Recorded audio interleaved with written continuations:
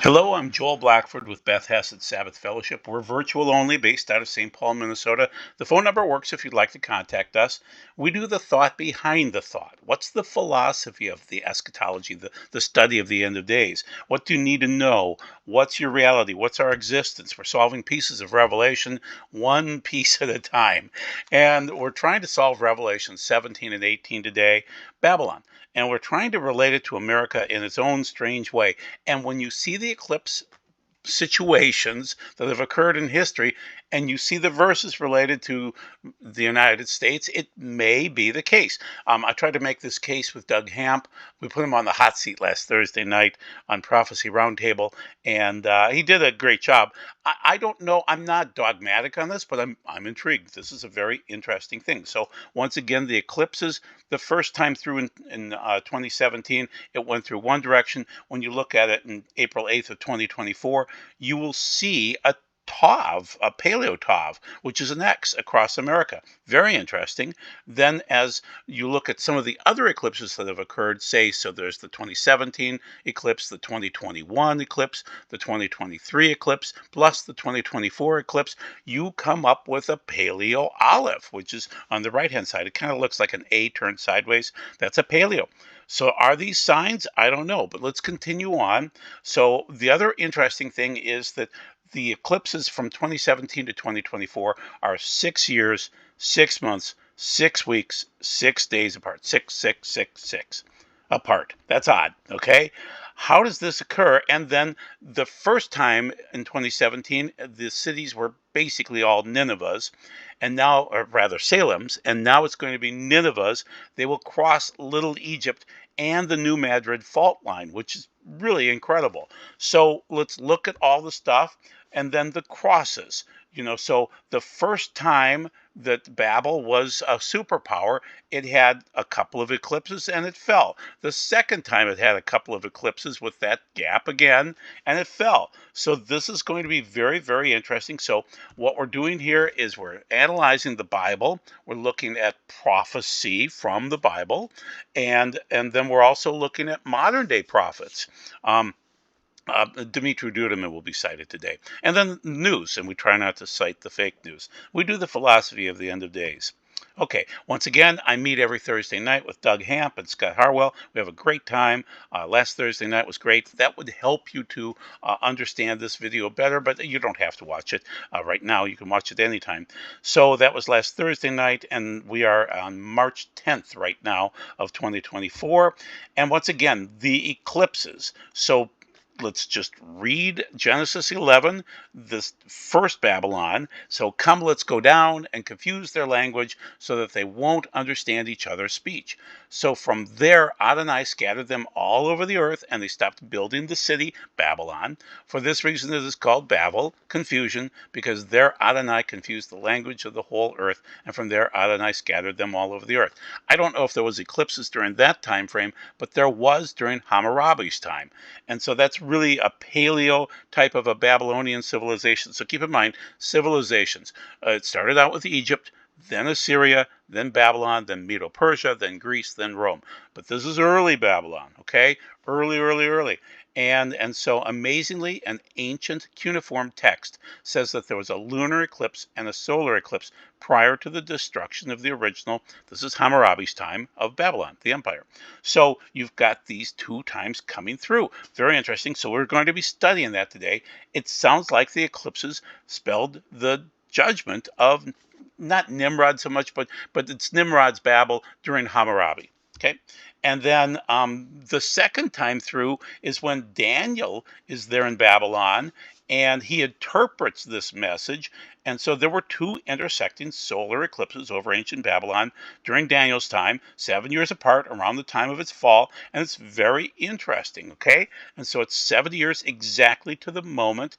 And you've got Cyrus from Medo-Persia that seems to know that he's going to rebuild the temple in Jerusalem and he's going to be part of it. And the message is given to them. So America's second intersecting solar eclipse will occur on April 8th. Yep. And instead, you have exalted yourself against the Lord of heaven by having them bring you vessels from his house. This is what it means. Many God has counted your kingdom and brought it to the end. Tekel, you are weighed in the balance scale and come up short. Perez, your kingdom has been divided and given to the Medes and Persians. That's Daniel 5:23 and then 26 through 28. So it's just interesting that there were eclipses that marked this time frame 7 years later, as Daniel's been living in Babylon during this time frame, and they fall. And so eclipses early in Babylon, eclipses later in Babylon. And this is the article that'll just blow you away. This is from Blazing Press, and this is published March 8th of 2024. Shocking. There were two eclipses 7 years apart when Babylon fell too. Two times. So I'm just going to read it to you. I'm sorry. I'll try to throw some commentary in there. I don't like to just read to you. On April 8th, the Great American Eclipse of 2024 will complete a giant X, a TOV, over America that the Great American Eclipse of 2017 began. Until this week, we didn't realize that there were two eclipses that happened 7 years apart when Babylon fell too. Great research. Pat them on the back. According to the History Channel, the Neo-Babylonian Empire lasted from 626 BC to 539 BC. A line of kings established the Neo-Babylonian Empire, which lasted from 626 to 539 again. The Neo-Babylonian Empire became the most powerful state in the world after defeating the Assyrians. As we mentioned, it started with Egypt, then Assyria, then Babylon. At Nineveh, which is an interesting city too, that's Jonah, so that matches up with the eclipses in 612 BC. The Neo-Babylonian Empire enjoyed a period of cultural renaissance in the Near East. The Babylonians built many beautiful and lavish buildings and preserved statues and artworks from the earlier. And these are demonic. These are gods, and they were worshiping the gods. These statues and artworks from the earlier Babylonian Empire during the reign of King Nebuchadnezzar II. It was during the period of time that the Babylonians destroyed the first temple and burned down the city of Jerusalem. Okay, so that's listed in the Bible, and it's prophesied and things like that due to the wickedness of the two houses of Israel. What most people don't realize is that the Neo-Babylonian Empire did not last very long. Continuing on, and this is that article from these people. In 539 BC, it was conquered by King Cyrus of Persia. The Neo-Babylonian Empire, like the earlier Babylonia, was short-lived. In 539 BC, less than a century after its founding, the legendary King Cyrus the Great conquered.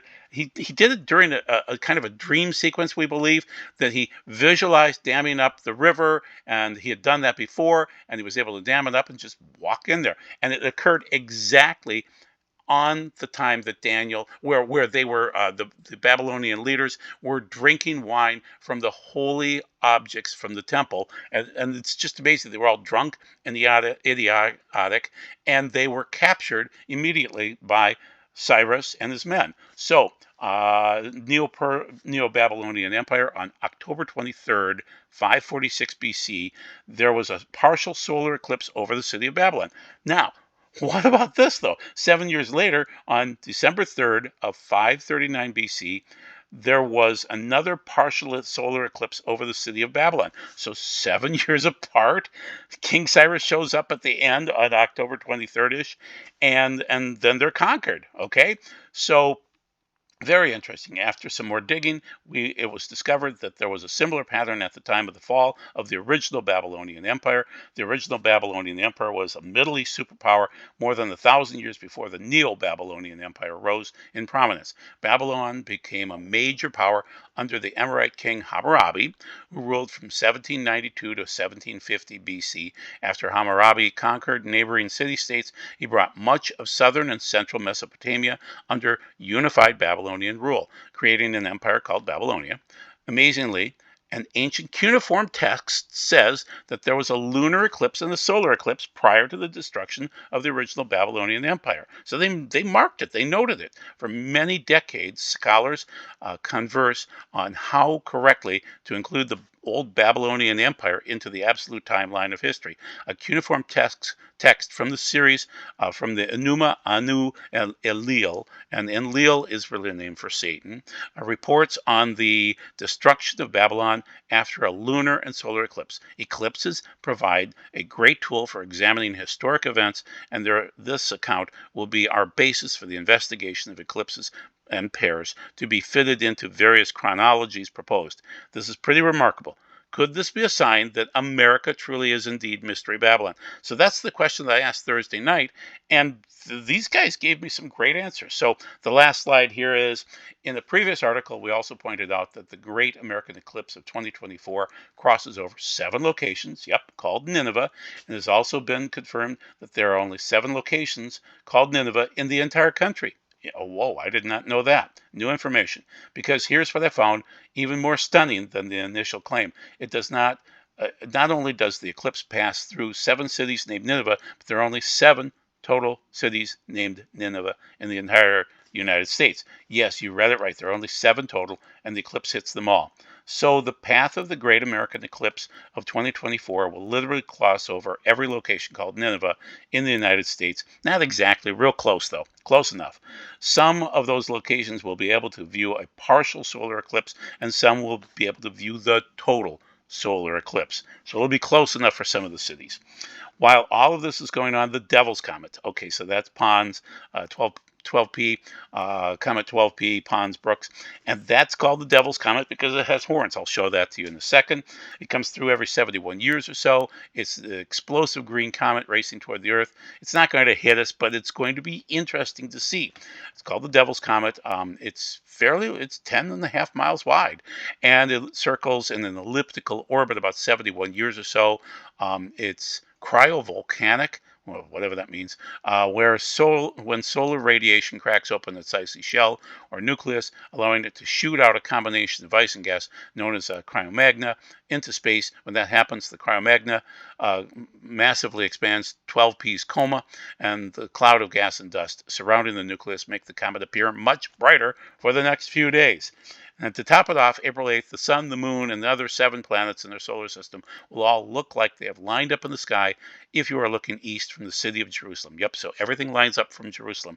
And that is an earthquake sign. So you probably will notice more earthquakes on April 8th, or probably the 4th of April, April 8th, and then through into late June. Okay, as we approach April 8th, there will be countless stories in the mainstream media about the Great American Eclipse of 2024.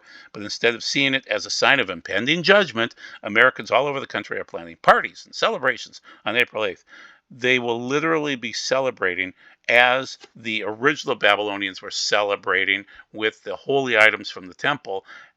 America will be celebrating as the Great American Eclipse of 2024 completes a giant X across America. That was interesting, people. I mean, that's why I'm doing another video on this. I did not expect to see that article with the eclipses. Wow. So once again, Pons Brooks 12P is going to be coming through, and we'll be able to see some part of it, and it'll be around April 4th through April 8th. And it's very interesting. And it looks, can you see in the middle picture there on the right-hand side how the horns seem to pop out of this comet? So they call it a devil comet. It should be greenish, and the planets should line up, which should cause greater earthquakes. And that's in April 2024. And then also the cicadas are going to show up. So the eclipse should be interesting because you'll have the cicadas waking up, and they'll be noisy, and there'll be 2 broods, not just one. You get 2 broods for the same price. And it's, I can't believe this. I mean, all of these things, the planets lining up, I mean, it happens like once every few thousand years where the planets line up like this. The cicadas at the same time, the devil comet. I mean, it's just tons of things lining up. And noisy, stinky bugs, cicadas. Wow. Right over Little Egypt. I mean, wow, a plague. So then back in 1811 and 1812, we had the New Madrid fault line explode in an earthquake, and you could hear the bells of Boston ringing in terms of how violent this earthquake was. It was very overpowering. And so let's look at where it is. Well, it's basically in Little Egypt of southern Illinois and Missouri, and very interesting. So you can see that basically the Mississippi ran south, obviously, but during this time frame of the earthquake, it ran north, and it was violent. Okay, and so they've always had to build buildings especially well in that zone because they knew that there was a seismic risk. Okay, so it's just And remember, this comet comes through first in about 1811, 1812, and we know it's 71 years at a time. So everything kind of is lining up in an odd way. Okay, now to link this as the article did to America falling, we'll see. We'll see. But I want you to be aware of the verses again. So Revelation 17 and 18, is Babylon America? I don't know. But it sounds like it. I'll give you a couple of verses, not all of them. And then Jeremiah 50 and 51. And Dimitri Duduman cited Jeremiah 50 and 51 and 17 and 18 for that matter. And then also you can look in Isaiah 13 and 14 and 47 and 21. So if you want to, you can go to a site called Sighted Moon, which is Joseph, oh goodness, I'm blanking on his last name, Duman. And Joe has done an interesting article linking Babylon and America. So once again, Babylon, America, we don't know. But I'll give you a couple of verses that will cause you to ponder this. The sea has flooded. What? The original Babylon didn't have a sea by it. So the sea has flooded. Babel overwhelmed her with its raging waves. Her cities have become desolate, parched, and arid land, a land where no one lives, nobody even passes through. I will punish Bel in Babel. Bel is the god of Babel, and make him disgorge what he swallowed. The nations will no longer flow to him. Babel's wall will fall. Get out of her, my people. Each one save yourself from Adonai's furious anger. That's Jeremiah 51, 42 through 45. That doesn't sound like the original Babylon. So keep that in mind. That's an interesting verse. Here's one more that kind of sounds more like New York City or America. And Babylon could be a city or a nation comparatively. Okay, so just for the fun of it, look on the left-hand side. So this is John Moore, and he's an interesting technical man, and he came up with a Navy map from many years ago saying when the United States floods, it will be divided into three pieces: a far west piece, a central piece, and an eastern piece. And the rest would be flooded. So that's from John Moore. And if you want to, you can go to his blog spot and check out more about it if you'd like to save that and find it. But then Revelation 16, 17 through 19 describes it this way. The seventh one poured out his bowl onto the air, and a loud voice came out of the temple from the throne saying, "It is done." There were flashes of lightning, voices, peals of thunder, and there was a massive earthquake, such as never occurred since mankind has been on earth. So violent was the earthquake, the great city was split into three parts. Is it the city, or is it the city and nation split into three parts? You're looking at a picture on the left-hand side that kind of looks like that. The cities of the nations fell, and God remembered Babel the Great and made her drink the wine from the cup of his raging fury. Interesting, guys. Very interesting.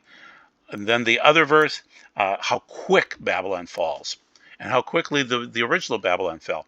She has fallen, Babel the Great. She has become a home for demons, a prison for every unclean spirit, a prison for every unclean, hated bird. For all the nations have drunk of the wine of God's fury, caused by her whoring. Yes, the kings of the earth went whoring with her, and from her unrestrained love of luxury, the world's businessmen have grown rich. That sounds like us. That sounds like America. Revelation 18, 2 through 3.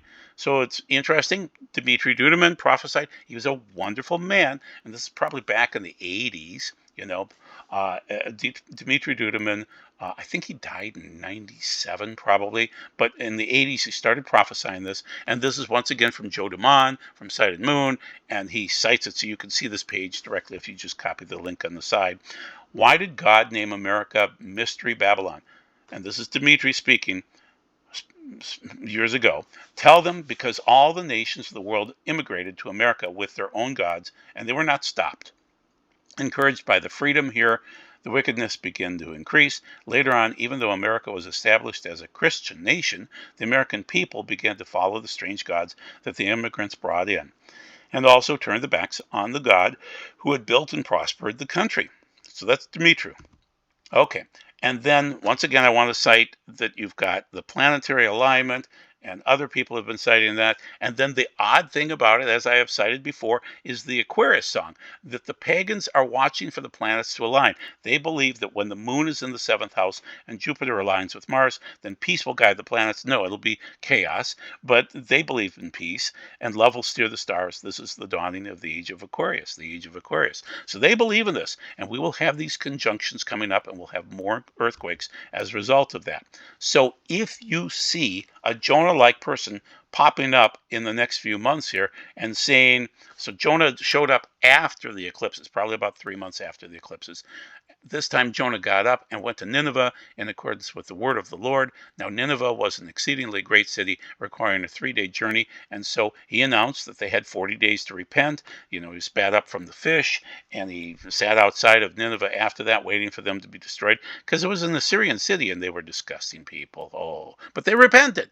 And so if people repent, then we're in good shape. So what's coming up? There are 3 different things that I know of 40 days in the Bible that we should be monitoring in case a Jonah-like prophet shows up.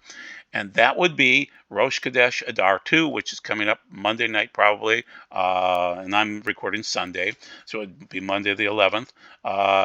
They're saying here on Chabad site, Hebcal, which is basically Chabad, it's Orthodox, that they're predicting the new moon would be March 9th. It hasn't occurred yet. It'll probably be the 11th, which they do cite here, and ends at nightfall March 11th. That's probably going to be it. And so if you took Adar 2 plus 10 days of Nisan up to the Lamb's inspection day, when Yeshua went into the temple and allowed the priests to inspect him as a lamb, then that would be 40 days. Okay? And I'll give you the dates in the next slide. And so that is one 40-day time frame. And then the other one would be, oh yeah, I'm citing Deborah Gordon here, that she's saying it'll probably be March 11th, which would be, it's not going to be the Aviv Harvest. So when you read Deborah Gordon, keep in mind, she's calling the Aviv too soon. She just is. She's an interesting ministry. She's no longer married to Nehemiah Gordon. So Pesach for the Hebrew year should be around Monday, the 22nd of April, according to the calculated calendar, according to Hebgal, but we're not exactly sure. If you took oh goodness, April 28th is first fruits, yes, plus 40 days is June 7th, so that would be another 40-day time frame when Yeshua was resurrected. Okay, so first fruits to the resurrection day is 40 days. Okay, and then you have Yom Kippur and the days of awe, which are 10 days into Tishri, and then the 30 days of Elul. So when you add it all together, it's 40 days. So you have 3 different time frames. You've got Adar 2, or in some years it's Adar 1, 2 Nisan Aviv 10, that's 40 days. Then first fruits to plus 40 days are to his resurrection. And so that makes sense. And then the third one is the days of Elul and the 10 days of awe. You've got your 40 days. So if some guy named Jonah or something like Jonah shows up and tells you to repent during that 40-day time frame, you better do it. So where are we? We're in the birth pangs. We're probably in seal 4. It seems like 2020 kicked it off, but I can't prove that. The tribulation comes later on. The Great Tribulation comes after that. Will America be judged like Babylon? I don't know. I can't make the exact link, but it's circumstantial right now, isn't it? So you work on you. Clean garments are what you need. You can't be naked. You have to have clean garments. You have to get into this wedding. And so if you're faithful, work on your garments. That means doing things that God wants you to do. So faith plus deeds, according to James and other passages, will get you into that wedding. You want to go to the wedding. So be blessed. Thank you very much for your time. Hopefully we can meet again next week. God bless.